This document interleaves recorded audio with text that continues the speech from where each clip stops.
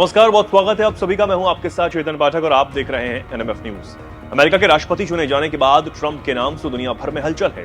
कहा यह जा रहा है कि ट्रंप अपने इस कार्यकाल में पिछले कार्यकाल से और ज्यादा आक्रामक नजर आएंगे। इस बात का अंदाजा तभी हो गया था जब वो चुनाव से पहले प्रचार में जुटे हुए थे।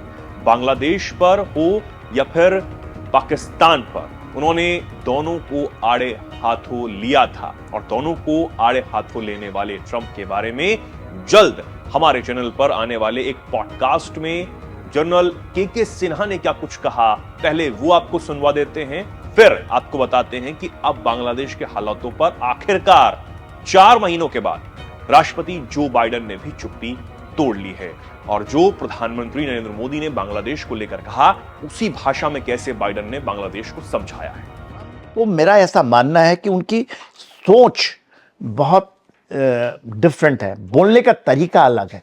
जैसे वो बात कहते हैं कि मैं आऊँगा तो एक दिन में यूक्रेन और रशिया को ख़त्म कर दूंगा, वो ख़त्म करने की ताकत रखते हैं। उन्होंने एक यूनाइटेड स्टेट्स का एक प्रेसिडेंट यूके में बोला जाता था ना, ये जो नॉट यूके में, नॉर्थ कोरिया में किम जोंग उन के जाकर के मिल लेना, आप सोच नहीं सकते, कोई नेता नहीं मिल सकता है।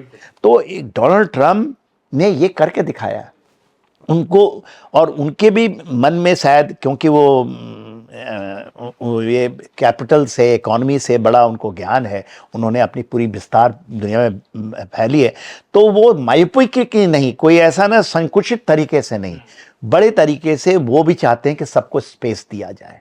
मोदी को भी स्पेस देते हैं, पुतिन को भी स्पेस देना चाहते हैं। वो अपने तरीके से, देखिए वेस्ट एशिया में भी वो उनका साजिश था, जिस तरह से नेतन्याहू साहब के साथ में, उसी तरह सऊदी अरेबिया। हाँ, एक चीज है, और मैं भी इसलिए मानता हूं उनको अच्छा, क्योंकि वो जो एक जिहाद की आप बात सुनते हैं, इस्लामिक जिहाद की बात बार बार होती है, आप इस्लामिक कह लीजिए या उसको ये कह लीजिए कि जो जिहाद, वो उसके बरखिलाफ है, टोटल बरखिलाफ। और फर्स्ट टर्म में उनका देखने को और हर एक जगह दिखेगा, चाहे वो अभी बांग्लादेश के ऊपर उन्होंने जो बोला या पाकिस्तान की पूरी की मिलिट्री एड खत्म कर दी थी, तो वो जिहाद के बरखिलाफ हैं।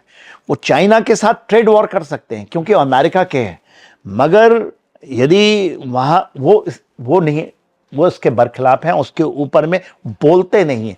कासिम सुलेमानी को मारने का उन्होंने, ईरान के जो IRGC के लीडर है, उन्होंने, तो मेरे ख्याल से एक बहुत अच्छा है, निहित है शायद, कि डोनाल्ड ट्रंप जीत के आए हैं और थंपिंग मेजोरिटी के साथ। अब बांग्लादेश में जो कुछ हो रहा है, कैसे अल्पसंख्यकों को प्रताड़ित किया जा रहा है, खासकर हिंदुओं को सताया जा रहा है, उनके ऊपर अत्याचार किए जा रहे हैं, उस पर बाइडेन भी खुद को बोलने से रोक नहीं पाए। जो बाइडेन, जो बांग्लादेश से शेख हसीना के देश छोड़ने पर 4 महीने तक चुप रहे, लेकिन अब बांग्लादेशी हिंदुओं के खिलाफ अत्याचार पर सरकार चला रहे मोहम्मद यूनुस को वार्निंग दे रहे हैं। व्हाइट हाउस ने कहा, शेख हसीना के निष्कासन के बाद बांग्लादेश के हालात खराब होते चले जा रहे हैं। वहां की अंतरिम सरकार को इन चुनौतियों से निपटना ही होगा। जो लोग भी वहां अल्पसंख्यकों को निशाना बना रहे हैं, उनके खिलाफ कार्रवाई करनी ही होगी। दरअसल पिछले कुछ हफ्तों में भारतीय अमेरिकियों ने व्हाइट हाउस के सामने शिकागो, न्यूयॉर्क और अटलांटा सहित कई शहरों में भारी विरोध प्रदर्शन किया था। इन लोगों का कहना था कि 4 महीने बाद व्हाइट हाउस बांग्लादेश में हिंदू समुदाय के साथ हो रही क्रूरता पर आखिर चुप क्यों है। वहीं अब जब व्हाइट हाउस की तरफ से बांग्लादेश के मुद्दे पर बोला गया है, तो कट्टरपंथियों को यह समझ आना जरूरी है, लेकिन यह भी सबको पता है कि ये मोहम्मद यूनुस बाइडेन के ही इशारे पर काम करने वाले हैं।